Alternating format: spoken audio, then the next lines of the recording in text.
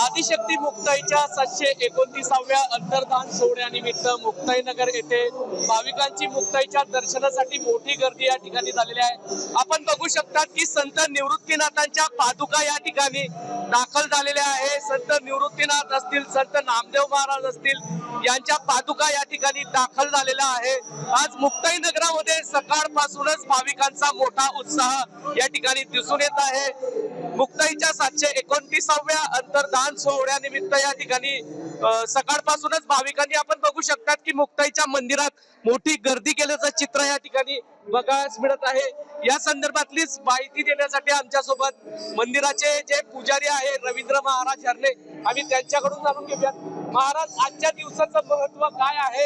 आज सकाळपासूनच भाविकांची मांदियाळी मुक्ताई नगरामध्ये या ठिकाणी दाखल झाली आहे। आदिशक्ती मुक्ताबाईंचा 729वा हा जो समाधी उत्सव आहे, याला अंतर्धान समाधी उत्सव म्हणतात। आदिशक्ती मुक्ताबाई या दिवशी कडाडली बीज निवेदन जेव्हा मुक्ताबाई तेव्हा गुप्त झाल्या। मुक्ताबाई या दिवसाला गुप्त झाल्या त्यावेळेस भक्त शिरोमणी नामदेवराय होत्या, पांडुरंग परमात्मा होते, निवृत्तीनाथ होते, सगळे संत होते।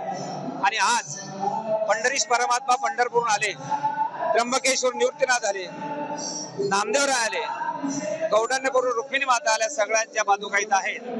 आणि हा उत्सव गेल्या 729 वर्षापासून अतिशय श्रद्धेने उत्साहाने श्री क्षेत्र मुक्ताईनगर ज्या ठिकाणी मुक्ताबाईंचं समाधी स्थळ आहे, या समाधी स्थळाला गेल्या 4 तारखेपासून तर वारकऱ्यांची मांदियाळी आहे। सर्व संतांच्या इथं आणि भगवंताच्या उपस्थितीमध्ये हा सोहळा अतिशय आनंदाने पार पडत आहे। महाराज, अनेक साधू संतांच्या पादुका या ठिकाणी दाखल झालेल्या आहे। संत निवृत्तीनाथ असतील, संत नामदेव महाराज असतील, यांच्या पादुका या ठिकाणी दाखल झालेल्या आहे। काय सांगणार? 729 वर्षापूर्वी जेव्हा मुक्ताबाई गुप्त झाल्या तेव्हा आपण नव्हतो, नामदेवराय होते, निवृत्तीनाथ होते, देव होते, परमात्मा होते।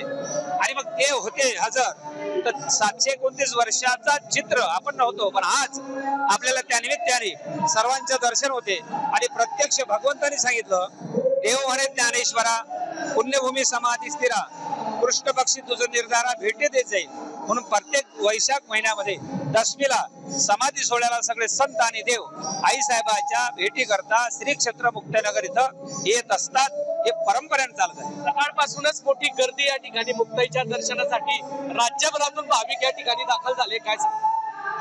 वारकऱ्यामध्ये काया वाचा म्हणे सर्वस्व उदार, भाव ब्रह्मादेव पंढरीचा वारी कर, विठ्ठलाचा वारी कर। प्रत्येक प्रतिकूल परिस्थितीमध्ये हा वारकरी एवढ्या तापमानामध्ये आई साहेबाच्या उत्कट प्रेमापोटी सकाळपासून, आज दशमी आहे, उद्या सुद्धा दिवसभर वारीची गर्दी राहील।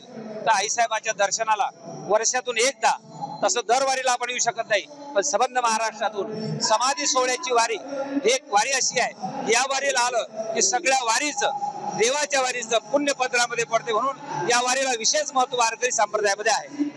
नक्कीच 729व्या अंतर्धान सोहळ्यानिमित्त मुक्ताई नगरामध्ये आज भाविकांची मांदियाळी या ठिकाणी बघाव्यास मिळत आहे।